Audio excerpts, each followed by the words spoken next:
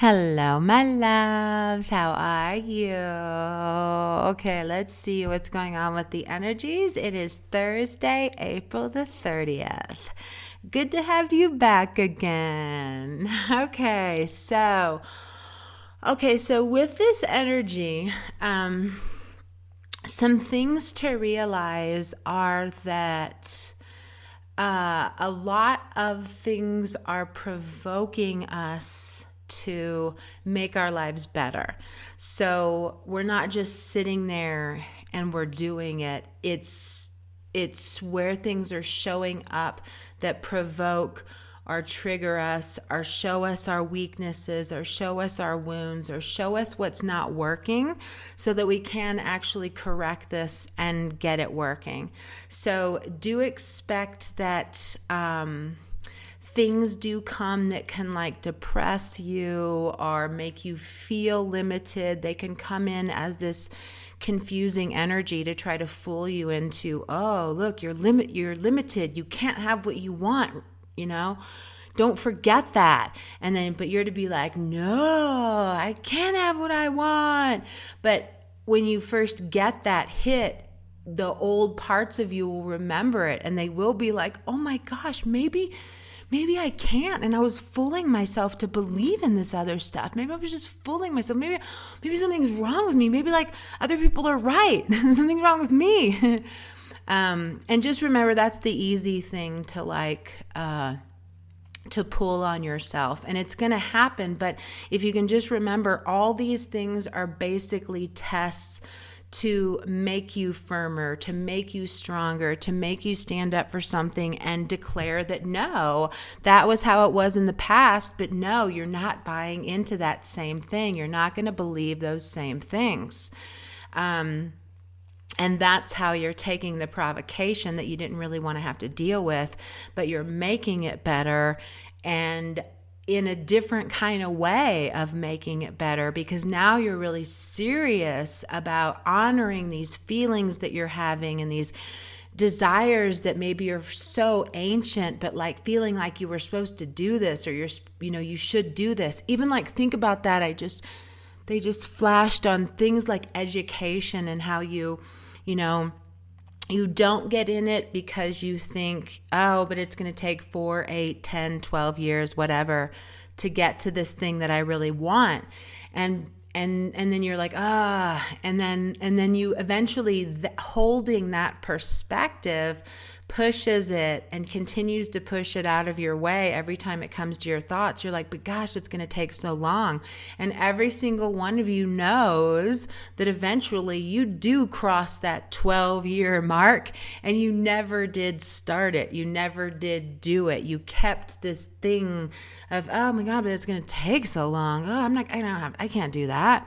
And you purposefully actually put a barrier into that actualizing in your life because of this kind of programmed way to hold things into, the way of needing everything instantaneous and not really working for things or having to wait for things, getting instant answers on things, having everything just like binge eating everything in life, because it's available. So we go for it. We dig in, we go, we try, we make. We don't ever really like sit still and just like live life. But so anyway, when we do come to those points of seeing those things that we've done are these things that block us or these things that we don't want to see, it's really now just on us taking that and shifting it into a different direction. Kind of like even as you get older, definitely the older you get, the more you learn to pick your battles and you get better and better at it. But when you have all these wounds, you're going to jump right into these battles and you're going to go head first into them. You're going to have to get your opinion out. You're going to have to make yourself known. You're going to have to put that person in their place, You're going to have to, no, I have to say this. But the older you get, the more you're like, nope, I'm out of here. Like I'm not even going there. And it can definitely create things that then do create problems. There's definitely that as a potential in life because it's so diverse, but that's not on you. That's on all the other players and components of who also are buying into this kind of thing. And what is on you is to still honor the ways you feel and the way those feelings drive you to choose for a life that does see you as important and essential and having a place out there in the world, instead of coming from the other perspective that says you don't. And then feeling like you always got to be in scarcity mode, fighting for everything. And I think something about this energy too, and even like the whole world, how it's unfolding. And for a while now, we've really been seeing how fragile things are and how these things we thought we could count on aren't really things we can necessarily count on. And we've seen so many of them that it's kind of like what happens now is that we just get stronger, like from trauma. We get resilient from trauma. And is it unfortunate? That's all in the perspective, but ultimately we get resilient from it. We get stronger with every new battle because of all these things that we saw. And we've seen so many of them now that we are embracing life in different ways than we were even 6 months or a year ago, So now things coming your way, notice that, notice that you're like, you don't know what you're going to do, but there's more support within your body and even within your mental space that is still getting you to see, well, you're going to figure it out. And the only way that we can collectively be strong like that and not weakened by life is from having so much of it batter us and hit us, to the point that then we're just like, okay, I know that now. I've seen it. I've done it. That's that experience. And now I know, and I've learned from this. Gosh, and I guess a perfect example would be a mother who's on her second or third or fourth or fifth child.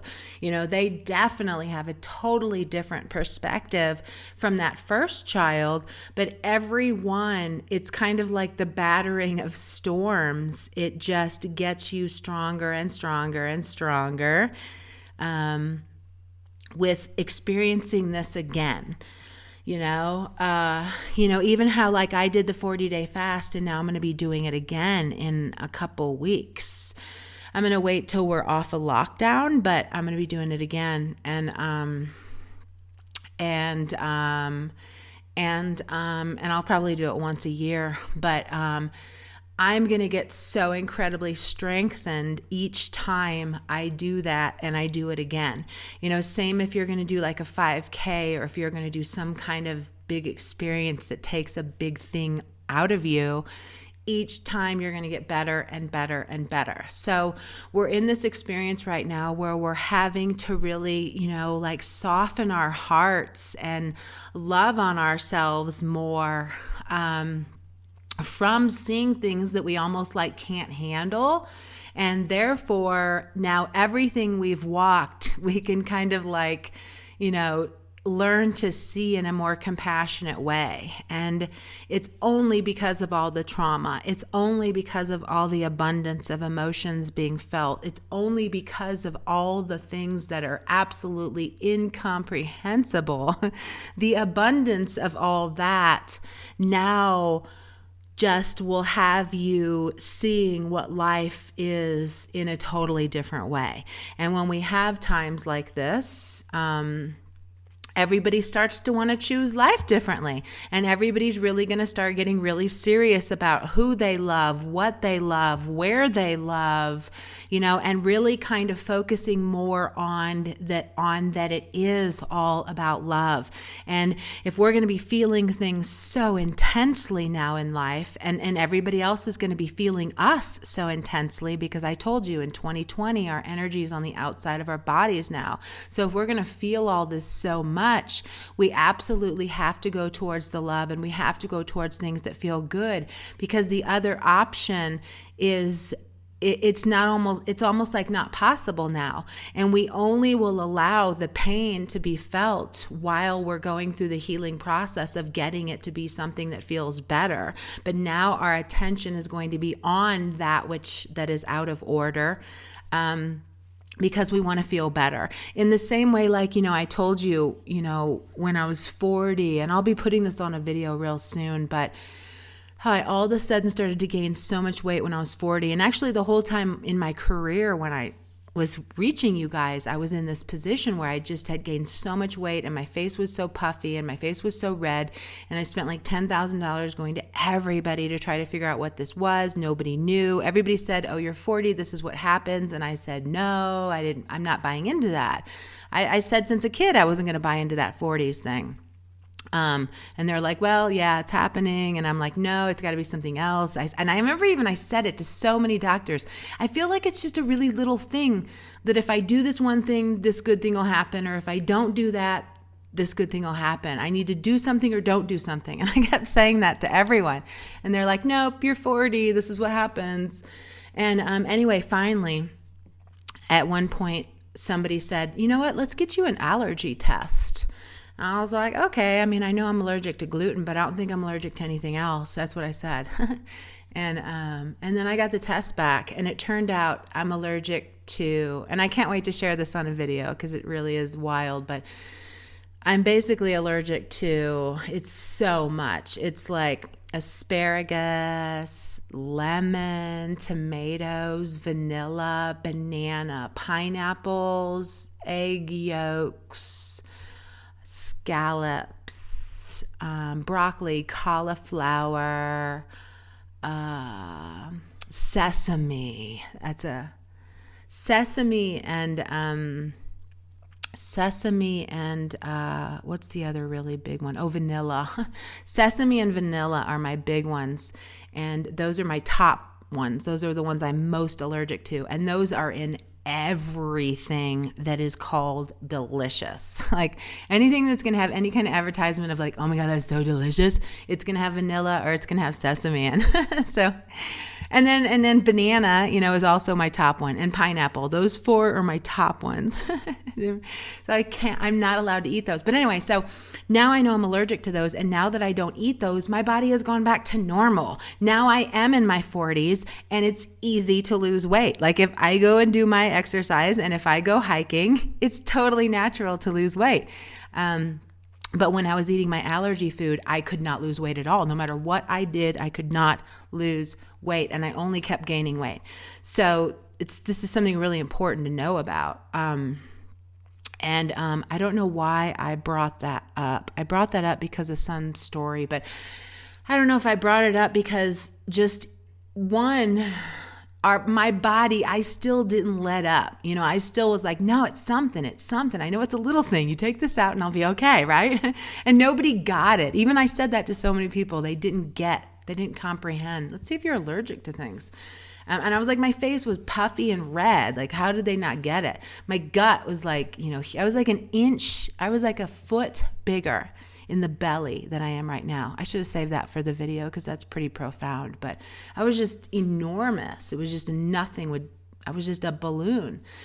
But I told you tomatoes and lemons too. I'm allergic to. How can that even be possible? That's so cruel. Okay. But anyway, what's really interesting though is the Dr. Sebi diet is almost identical to what I'm allergic to, except for sesame and vanilla is allowed. But all the things that I mentioned that I'm allergic to, he doesn't want you eating anyway. So it's kind of funny. But that my body actually is saying, no, here's a pure way for you to eat. That's kind of interesting. But anyway, so these kind of things, like, it strengthened me though. It brought me into awareness around the body and around the body signs, even around that I knew something was off from what they were all telling me. I still went against. They were like, nope, it's your 40. And that's what I think about too. A lot of times I think, wow, if I had not been so resilient and still with a strong inner knowing that I was onto something, we would have not discovered this. But I got to go. It's 15 minutes. Bye.